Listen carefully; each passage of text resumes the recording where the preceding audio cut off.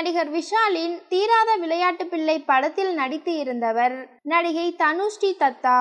இவர் ஹிந்தியில் பிரபலமான நடிகைதான். குறிப்பாக ஆஷிக் பனாயா படத்தில் நடித்து இருந்தது அவர்தான். சில வருடங்களுக்கு முன் அவர் நடிகர் நானா பாடேகர் மீது மீட்டு புகார் கூறி பரபரப்பை ஏற்படுத்தி இருந்தார்.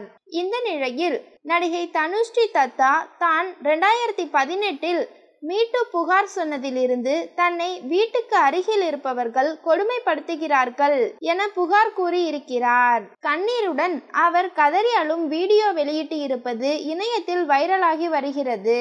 தனுஸ்ரீ தத்தா வெளியிட்ட மற்றொரு வீடியோவில் நள்ளிரவில் வீட்டுக்கு மேலே இருந்து மிக மோசமான ஒரு சத்தம் வருகிறது எனவும் அது பற்றி புகார் கொடுத்தும் அது தொடர்ந்து கேட்டுக்கொண்டுதான் இருக்கிறது என கூறியிருக்கிறார். தொடர்ந்து பல வருடங்களாக இப்படி கொடுமையை சந்திப்பதால் தான் மன அழுத்தத்தில் இருப்பதாக அவர் கூறியிருக்கிறார்.